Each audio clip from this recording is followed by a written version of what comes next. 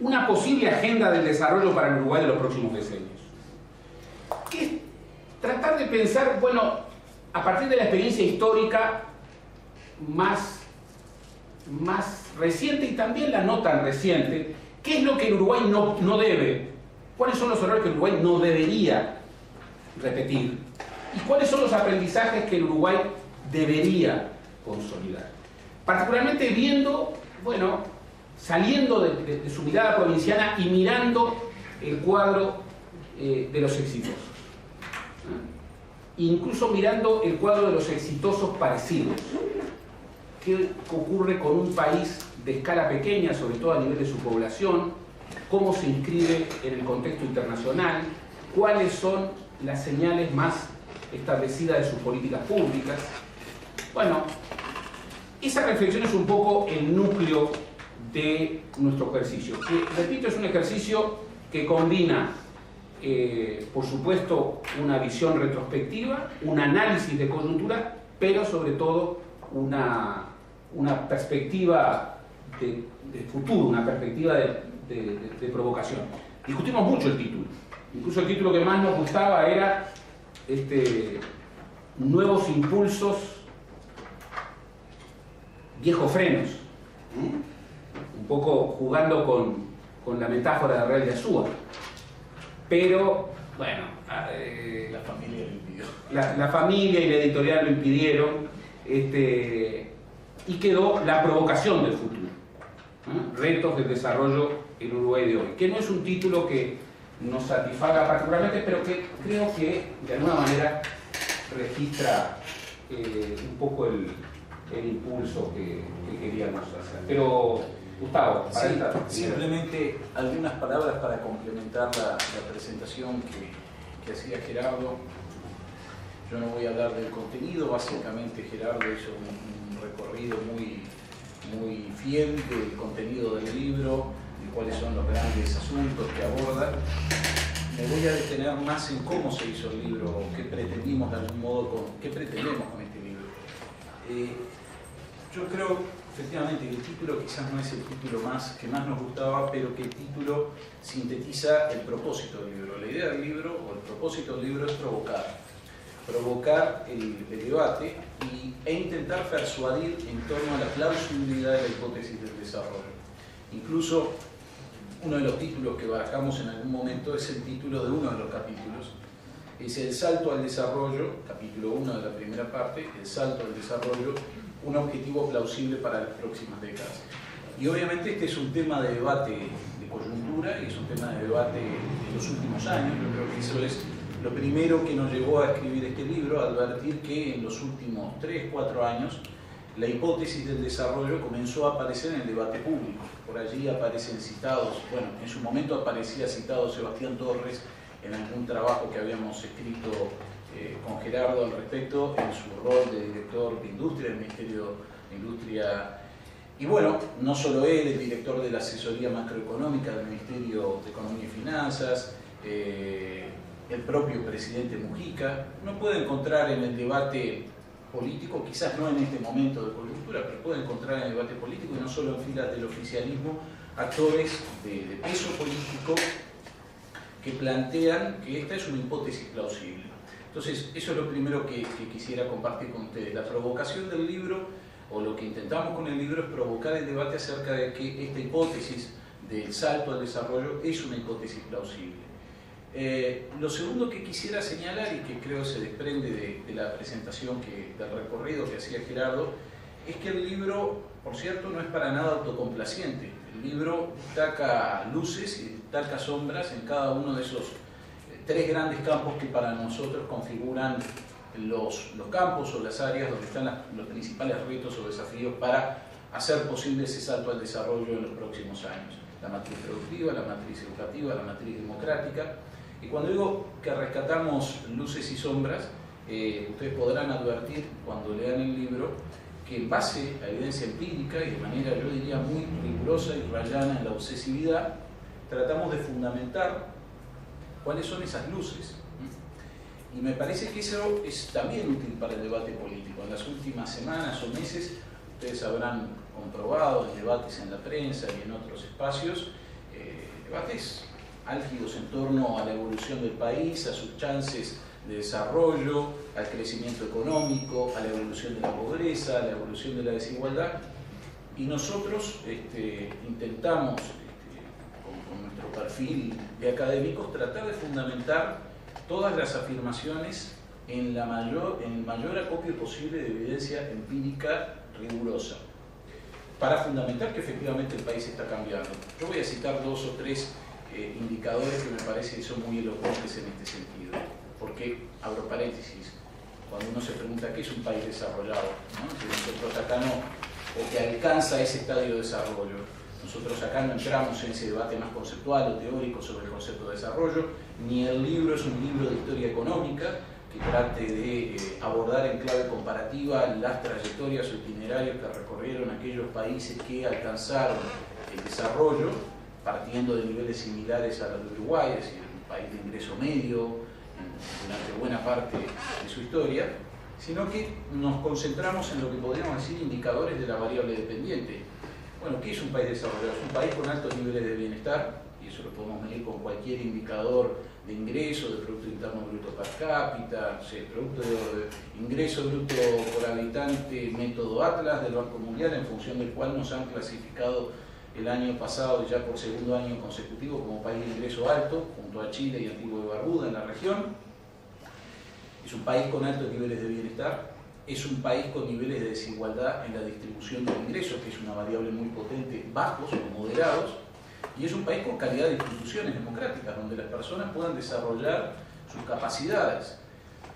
Nosotros creemos que Uruguay es uno de los pocos países de la región que está en mejores condiciones, a partir de esos indicadores, para dar ese salto al desarrollo. No me voy a detener en los datos sobre la evolución del Producto Interno Bruto por habitante, las tasas de crecimiento en los últimos 11 años, está muy documentado y muy fundamentado en el libro.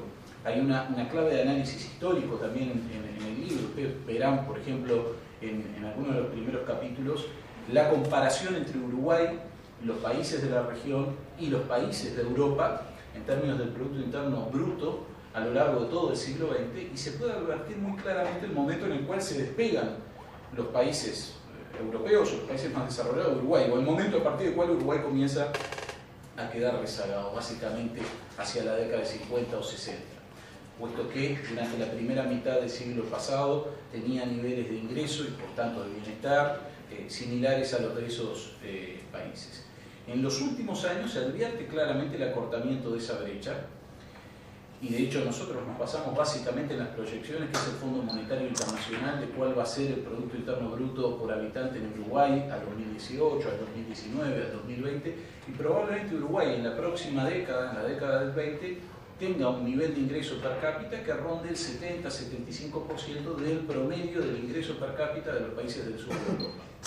Obviamente Uruguay no va a acercarse a los países escandinavos, no va a acercarse a los países europeos con mayores niveles de ingreso, pero va a estar en ese punto.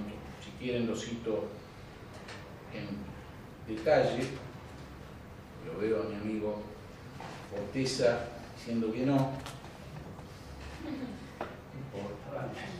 Bueno, de acuerdo al Fondo Monetario Internacional, el Producto per cápita, Producto Interno Bruto per cápita, paridad de poder de compra en Uruguay en el 2018 va a estar en $21.311, el de España en $34.800, Italia 34.224, Grecia 30.000, Portugal 27, República Checa 33, 26 Polonia, Croacia 21, es decir, países que están en la clasificación del Banco Mundial, clasificados como países de alto ingreso.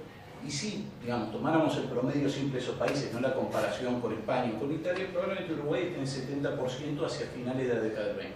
Obviamente bajo el supuesto de que las tasas de crecimiento en los últimos años en Uruguay se mantienen y que los niveles de crecimiento de estos países, que obviamente están muy impactados por la crisis del 2008, también se mantienen. Igual en la hipótesis de recuperación económica de esos países. Entonces, respecto a los niveles de desigualdad, Uruguay hoy tiene una distribución del ingreso medida a través del coeficiente de Gini de 0,380, ya sea la medición que hace el Instituto Nacional de Estadística o la medición que hace la CEPAL. Hace 8 años el coeficiente de Gini estaba en 0,46. es una caída relativamente importante si uno ve la evolución de muchos países en este indicador a lo largo de 2 o 3 décadas, es una caída significativa. No entramos aquí a discutir cuáles son los factores que explican la caída de la desigualdad o el aumento del ingreso, pero estamos tratando de advertir algunos indicadores que respaldan que esta hipótesis no es una hipótesis descabellada o que no tenga sustento posible empírico. Pero al mismo tiempo, como decía, tratamos también de identificar áreas donde Uruguay tiene notorios déficits. Lo mencionaba Gerardo, en el campo educativo es más que evidente. En cualquiera de los indicadores que podamos tomar de niveles de egreso, de graduación, de la educación media superior, o de la educación media básica, o los resultados en las pruebas estandarizadas de aprendizaje, y los niveles de desigualdad en los resultados en las pruebas estandarizadas de aprendizaje, es claramente un área donde el desempeño del Uruguay en las últimas 3 o 4 décadas deja mucho que desear. Dicho esto, también advertimos en esas áreas algunos puntos de inflexión que nos parece que son relevantes en relación a la hipótesis del desarrollo, como el aumento significativo del acceso a la educación terciaria en Uruguay en los últimos 30 años. Casi se multiplicó la matrícula total de educación terciaria, contando universidades repúblicas, subsistema privado universitario, formación en educación de la ANEP y educación terciaria del Consejo de Educación Técnico Profesional de la ANEP. Hemos pasado de aproximadamente 34.000, 40.000 alumnos a comienzos de los 80 a 150.000 alumnos o 160.000 alumnos a finales de la década pasada o comienzos de esta década. Pero también señalamos, y Gerardo lo decía, algunos déficits muy notorios, muy evidentes en relación a la calidad democrática, y no nos parece menor el hecho de los niveles de participación política de las mujeres. Nos parece que esa es una clave a la hora de ilustrar qué es un país desarrollado, los niveles de participación política de las mujeres. En tercer lugar, ustedes van a encontrar en este libro una combinación, yo diría, particular en términos estilísticos, porque es un libro que tiene muchísima información en gráficos, en tablas, en figuras, pero que tiene a la vez una síntesis de algunas de las figuras más relevantes de la política uruguaya del siglo XIX, del siglo XX y del mundo intelectual.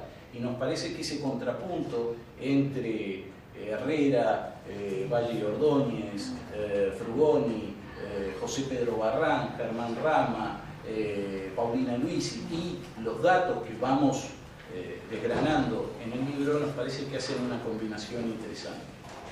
Por último, nos interesaría que este libro, como decía más temprano, decía al comienzo, sea leído en clave de construcción de acuerdos nacionales y de consensos.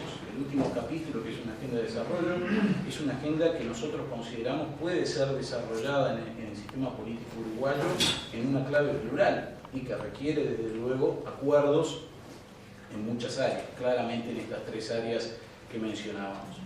Así que bueno, básicamente ese es el estilo, digamos, la forma de trabajo que nos llevó a escribir este libro, que bueno, esperamos les resulte de interés y que sirva para motivar el debate sobre una hipótesis que consideramos que es plausible y que puede ser una hipótesis que movilice a la sociedad uruguaya. Uno cuando busca un mito que logre movilizar una comunidad, bueno, ¿cuál debería ser el mito que movilice a la sociedad uruguaya en las próximas décadas? Nosotros creemos que es el mito del salto del desarrollo, que el Uruguay pueda pasar efectivamente a un estadio de desarrollo diferente al que tuvo durante la segunda mitad del siglo XX, reconociendo que va a formar parte de un grupo muy diverso, muy heterogéneo en términos de algunos de los indicadores que mencionábamos, pero que va a formar parte de un grupo pujante donde Uruguay probablemente esté en condiciones de estar de acuerdo a lo que ha sido su trayectoria en los últimos años, que en buena medida también se explica por lo que pasó antes de esos últimos años y también lo rescatamos en los capítulos.